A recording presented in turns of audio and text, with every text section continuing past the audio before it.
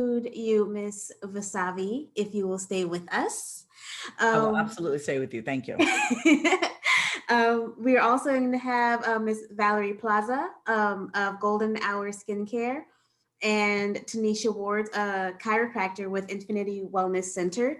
And if you would like, Miss Vasavi gave us an incredible introduction with just the amount of information she gave us and the amount of positive energy that she gave to us. But if our other two panelists, Valerie and Tenesha, would like to tell us a little bit about themselves, give like a little breakdown synopsis of who they are and what they're presenting to us today. If we could start with Miss Valerie.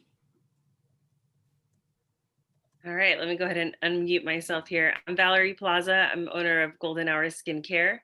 I just have always been a very passionate person about helping others feel amazing. As a little girl, I always was massaging my friends and my family, and my esthetician years and years ago told me, because I was getting very burnt out in the healthcare world. She was like, you could do this. There's still science behind skincare. You could do this.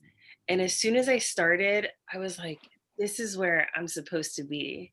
And that's kind of where my journey began. I have worked for other people, and Golden Hour has been open a little over a year now, and I couldn't be happier to be going to a place that doesn't feel like work and making people feel absolutely amazing in their skin and kind of like refilling their energy cup every time they come in. It's just is the best place to be.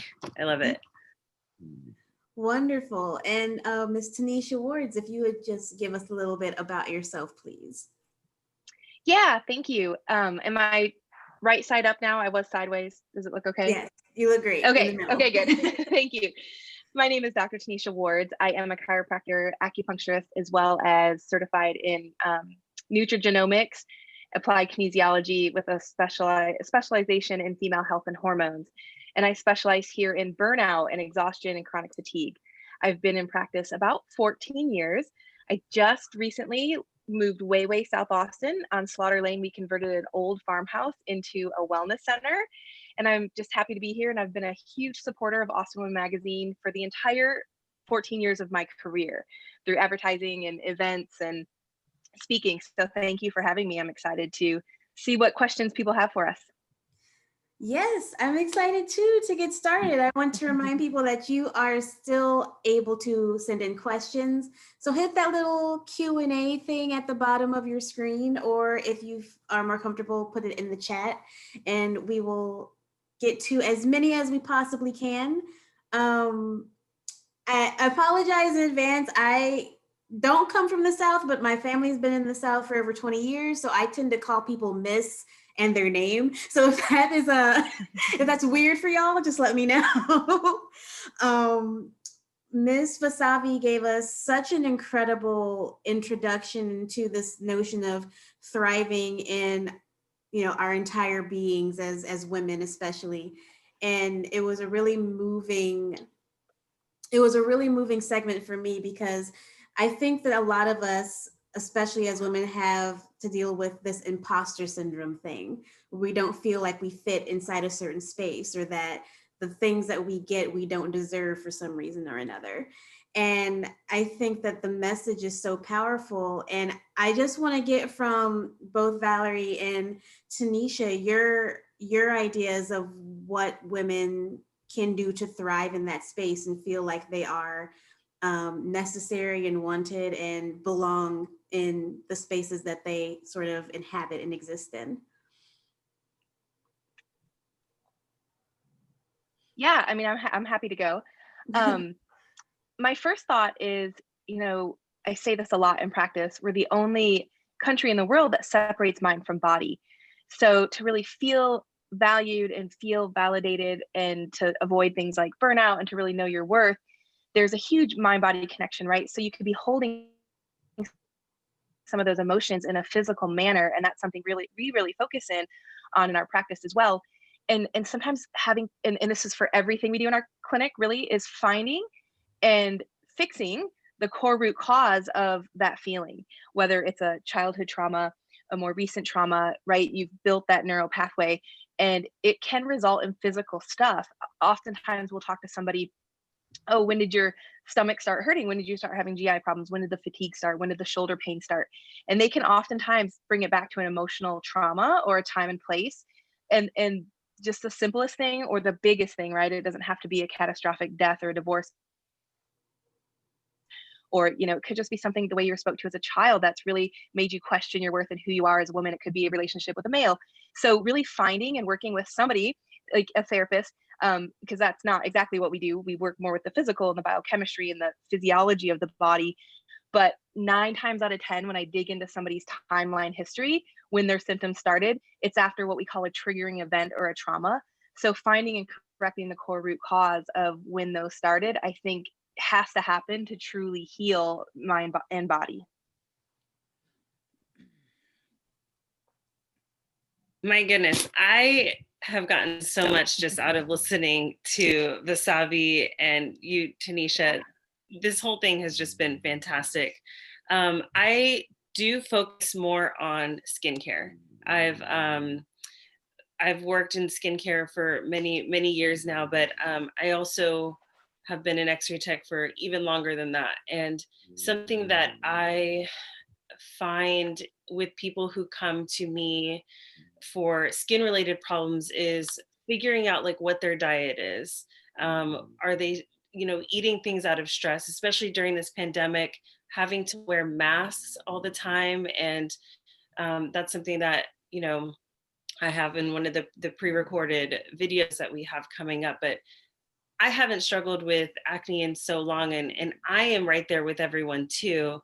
And just trying to find, again, like you mentioned, Tanisha, like the root cause of why is this coming up? Because and how can we fix that? And how can I help support you throughout like your skincare journey? Because finding out exactly what we're doing to cause these breakouts from that are popping up. Yeah, sometimes it can be emotional, sometimes it can be what we're eating. And I like to think that people getting going and having that kind of decompression treatments helps to solve the problem, and also helps to create like better habits and just kind of releasing that stress. I really love that we're talking about the root cause. It's actually funny, on my website, it says that I help you get to the root cause of your problem so you can create so you can have like an actual effect in your life and business, right? Especially in Western medicine. And there's nothing wrong with Western medicine. Actually, my sister and my mother are both doctors. My mom's a retired cardiologist. My sister's an oncologist. One of the things that we always bump heads about is like, no, you can't just give somebody a pill, right? It's just, that's great. But it's also kind of just like a sexy Band-Aid. We have to get to the root of the issue. And I think what happens a lot of times is like we feel a certain way about something and we don't know where it's coming from. And we've been conditioned from such a young age to stand in line, not speak up, not say how we really feel. We as women especially have been more conditioned to be nice, right? Be nice. And I say that in massive air quotes. We've been more conditioned to be nice than to think for ourselves and speak up for what it is that we want. So of course, one out of every 5 women struggle with depression and anxiety, right? I would be depressed and anxious too if I stifled my emotions, if I didn't, really allow myself to feel my emotions, right? So I'm really glad that I'm happy that we're talking about getting to the root, because I truly believe every single thing that we are experiencing in our life, we have to ask ourselves, what is the root cause of this? Where is this coming from? It didn't just magically appear. Things don't just magically happen, right? Like we have to ask ourselves, what is the root cause? And I'm a firm believer that everything can be brought back to childhood. Because like a lot of times what we're telling ourselves, we're living a life that's not even our own. We have voices in our head that are not even our voices. It is the voice of a teacher. It is the voice of our mother or our father. And God bless them. Everyone's doing the best that they can, right? So I'm not sitting here bashing on my parents or anyone's parents. Everyone's doing the best that they can. But the sooner and the quicker that we realize that The only thing getting in our way is what we're telling ourselves, and to realize that what we're telling ourselves is not even our own voice, right? Like just think about it, right? Like any risk that you've wanted to take and you're like, oh, I can't do that because that's not logical, or I should, who told you that? Who really said that to you? You know what I mean? So it's like, it's really important to distinguish what we're telling ourselves. Is this even my own thought? Or is this something that's been passed down from generation to generation, you know? Vasavi's preaching right now. I am telling you, It's I not just even have to Sunday. say It's not that even Sunday that I'm preaching. it's so true. Like I said, golden hour is not, we haven't been around for very long. I hope we're around for a very long time. But, you know, I never imagined I could start my own business. Like I said to someone the other day, I said, was not, my parents were great. Again, they did the best that they could with what they had, right? But nobody was ever like, you don't have to go work for a big company. Start what are you passionate about? Start your own thing, do your own thing. And until I was kind of like pushed into the situation, my parents were fully supportive. My friends and family were like, absolutely, you can do it. And once I was like, oh my gosh, this is working.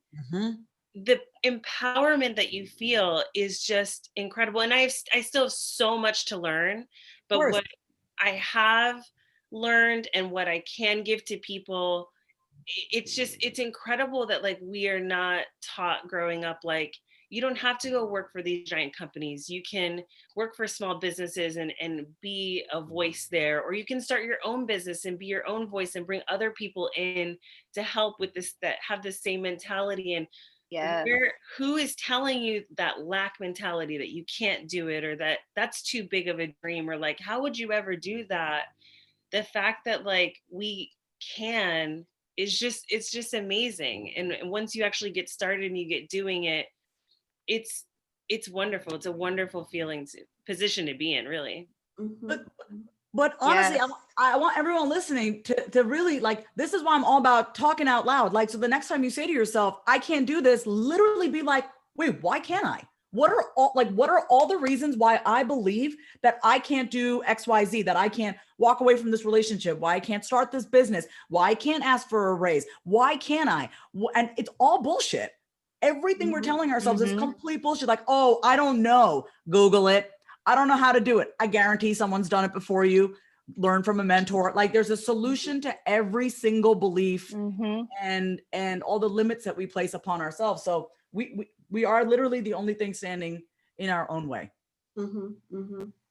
We have a question that came in, guys. It looks like, what do you do every day to take care of, oh, I just dropped it, your own mental health? What are some of the things you do to take care of yourself and your mental health? I think a really big part of my daily routine is starting the day with gratitude. I think that's huge. You know, manifesting, setting goals, and gratitude. I meditate and write and journal on those every morning. For me, also 30 to 40 minutes of either walking, working out, weights, water, starting the day with water before coffee, before anything else. Really avoiding processed foods and sugars. And surrounding myself with positive people, I think, is huge. And I know you mentioned business coaches, therapy. I am a huge fan of therapy. Huge. I think everybody should have one. I have two. So coaching positive people, absorbing positive things. That's a huge one that I just really, really focus on. You know, they say you're the product of the top 5 people you surround yourself with. I believe that wholeheartedly. So those are just a few things I do. Do y'all want to go ahead? Yes. Thank you so much for those tips, Tenesha. I appreciate that. I start every morning. I pray to God. I say, thank you so much. I'm alive another day. As I shared on my talk, I am a recovered addict and alcoholic. So yeah, there are days where I didn't know if I was going to get up because I was too busy being reckless. So I thank my thoughts are incessant, right? I have incessant chatter. So I'm a 24/7 job. I say that. I don't just wake up like this, ready to go. Like, I am, my mind, my body, my emotions, it's a 24/7 job. So first thing I do is I pray to God and I say, thank you so much. And then I come into my office here. I have this great planner for any of you that are looking for a great planner. It's based on your brain type, by the way. I'm a architect, but it's Project Evo. I'll put the link in here actually. And in there are prompts. So today I'm most grateful for, that's one of the prompts, how I'm going to create order and balance in my life. So it just kind of gets me really in the zone of how I'm going to start my day. I also do not touch my phone for an hour in the morning. Like my phone is actually downstairs. I put it downstairs on my kitchen counter to charge, and then I go upstairs. So I don't have a phone next to me when I'm sleeping, like, especially during the weekday. Like yesterday I had my phone next to me, but like during the weekday and stuff like that, like I just don't keep it next to me at all because it's easy to just pick it up and be on it. So I definitely don't do that. I come in my office here and I write out what I'm grateful for, always start my day with water. And then I have my routine of making my coffee and just sitting and feeding my dog. And I'm just quiet. Like, I don't want to know what you're doing on social media. Like, I already got a million thoughts in my head. I don't need more things in my head. And while I'm all for guided meditations and audiobooks and podcasts, I mean, I have a podcast. So yes, I'm all for it. I do not like to consume words from other people. Like, I don't want to hear noise. Like, I don't want anything else because it's just my time with myself. And actually, this goes into the question that Tracy asked the panelists. She said, as a parent of a young female adult, what is the most supportive way to empower them to have their own voice and live their own truth? Is let her speak. Let her speak and not judge it, right? Like, don't invalidate, don't gaslight, don't be like, oh no, that's not right. Like, let your daughter say what she feels and not say, oh, don't say that. Oh, be nice. I can't tell you the amount of toxic relationships I was in because I was trained from a very young age to just not make a big deal. It's not a big deal, right? So I stayed in relationships like, oh, it's not a big deal, right? So let her have her voice. Let her say how she feels. Like, teach her how to stand up for herself and speak up for what she believes in. I would love to add to that. I have a 5-year-old little girl, and it is so important to me that she grows up strong and knowing who she is and having her voice. So I was past president of Texas Women in Business, and I just look at all the women I've been surrounded by and just really want to instill in her and also nurture in her the strong part of her spirit and instill in her that she can do anything. Like, I joke that she's a future, Texas Women in Business president, but we do things and we ask her questions like how and why. So when she's having meltdowns, that's better than whys usually. What is making you sad right now? And letting her speak and not saying don't cry. So say, okay, you're feeling sad in your body, it hurts in your body, let it out, and let's talk about what hurts, how is that making you feel. Like, we're very much trying to be conscious parenting. And also we do affirmations every night. I'm strong, I'm brave, I'm powerful, I can do hard things. And we really are kind of maybe brainwashing her that she can do anything she wants to. And my mom was a social worker, very, very, also very much of, you can do anything you want. Like, I was never told you can't do that. I've been told to not take no for an answer. So we're definitely just focusing on that. A really great book, I think, that's come out recently is Untamed by Glenna Doyle, I think it is. That talks a lot about young women and how they've been raised and programmed to be fine. Exactly what you're saying, right? Like, oh, I'm supposed to have it all together and be kind and keep my mouth shut. And, it's okay that my husband does this because we're happily married. We go to church on Sunday or whatever it is, right? Even though you might be dying inside. And anyway, that was, I took a lot of tips from that about how I want to instill even more fierceness into my daughter. Cool. I really love what you just said about allowing her to cry, because that's the thing. We are also, I know I grew up with a very strong mom. So I was like, I got to be strong. But when it came to my sadness, I was like, well, this is weak. This is a weak feeling. And so no wonder I had issues with alcohol and drugs, right? Because if we don't allow ourselves to process our emotions, we're like, this feels uncomfortable. Okay, gotta let this emotion. Like, no, we are human beings. We are supposed to experience a range of emotions, and none of them are bad. Like, there's no, and that's why I love that you just said that. Like, let her cry. Like, let your kids have their moment. Like, let it out, right? And not to be a little gross on a Saturday, but it's like We don't want to be emotionally constipated. I say this to my clients, and you got to go to the bathroom. You go to the bathroom, right? Like, don't hold it in. It's the same things. If you have water coming out of your eyes, your tears, let them come out. They're meant to flow. So why do we keep it all stuffed inside? It's just not good for us. Yeah, it's tough. I'm sure we'll screw her up some other way, right? Yeah. Because I think it's probably inevitable. But another great thing I did is I've done a lot of personality work and finding out the best way to manage her with human design and Enneagram and different things, and just figure out who she is and what she'll respond to. Because some kids may respond to yes or no. She's a I need to know why kid versus I just said no means no. I'm the mom. Like, that's not okay for her personality. I need to say no because no, and this is why. And then she's like, okay. Yep. There's no tantrum. There's no meltdown. So anyway, that's my experience, and I just have one, and so far she seems pretty okay. Oh. Well, we have time for one or two more questions, and I really wanted to loop Valerie back into this. We've spoken a lot about the emotion, the internal, and figuring out how to express that honestly and to be honest in our space. But also, I sort of want to talk about this feeling that a lot of what we feel has to do with how we feel about how we look, and a lot of it has to do with how we present ourselves and what we're being told we're supposed to look like and how we're supposed to show ourselves to the world. And I sort of wanted to talk to Valerie on this because her specialty is skincare. And we did have a question about how to deal with stress, and particularly when it manifests on your face, in stress rashes. And if you have any advice for how to deal with that, and how to sort of circumvent the circumstances in which you would get something on your face that is a physical representation of stress. I first have to just say I'm not a physician, so I can't ever diagnose oh, this rash is definitely from stress. But when someone comes to me and they're like, this has manifested, I love people. I want to know who you are. I want to know your background. So I like to try to figure out what's going on in their life.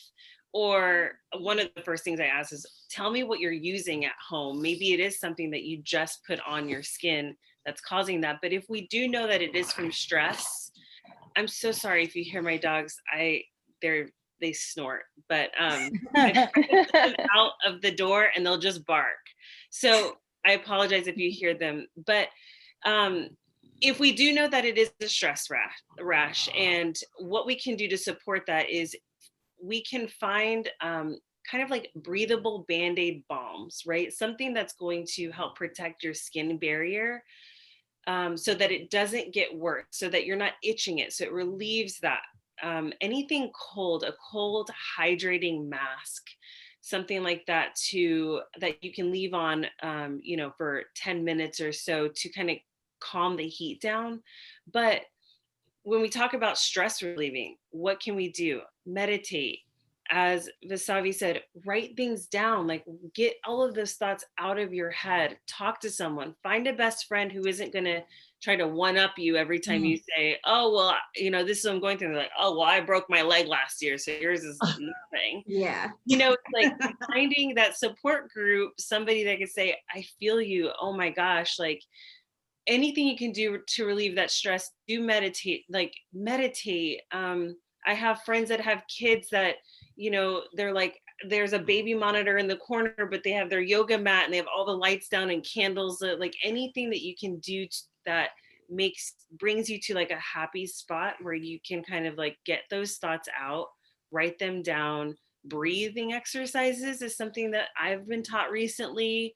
I mean, it's always kind of been around, but I have anxiety myself a lot sometimes, especially having my own business, and especially during this pandemic where my business is a very touch and feel business, right? So those breathing exercises, going back to finding what is the root cause of the stress that could be causing this rash. And then when you do have the rash, finding products that are not so occlusive, something that's kind of like breathable, that's healing, that's nurturing for your skin, that has aloe, that has rose hip oils, like Mm. oils that have a small enough molecule that aren't going to cause even more breakouts, or pustules, or those little white milia that everyone's like, what is this? How come I can't get it out? Well, it doesn't have a pore, so we have to physically remove it, or an opening, excuse me. So really, like, it just goes back to, where is that stress coming from, and how can you relieve that stress? And then when you do have the rash, these are the ways that we can take care of that. Perfect. Perfect. One more thing that I just wanted to ask about, and obviously, Valerie, you can answer, and anybody can answer to sort of wrap up this notion of self-care. And obviously, skincare is something that people use as a means to distress, face masks and everything like that.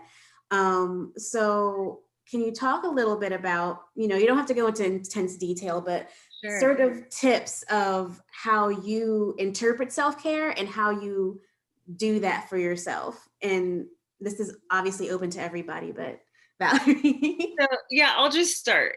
I want to say that, like, self-care means something different to everyone. And a lot of people come to me and they're like, I want a new regimen, but I don't really do anything.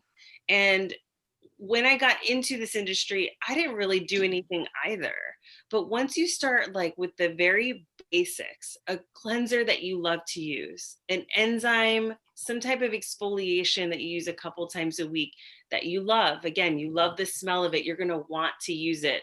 A hydrating toner that maybe has a cool color and it's full of like vitamins and minerals, and then just a simple moisturizer and an SPF that doesn't make you feel crazy that you're wearing it all day. Like, once you get those basics down, you kind of are like, wow, like, when you, after you're done, you feel good. And then let's say you get compliments throughout the day, people are like, damn, your skin looks great. You're like, it starts there. I tell my clients, I'm not going to give you, I might sample you like 20 things, but it's just because I want you to feel the texture of things, see what you love, so that we can like curate a very simple regimen to start with, so that you love doing it. Because a lot of people are self-conscious about their skin, and they're like, when I look good, I feel good.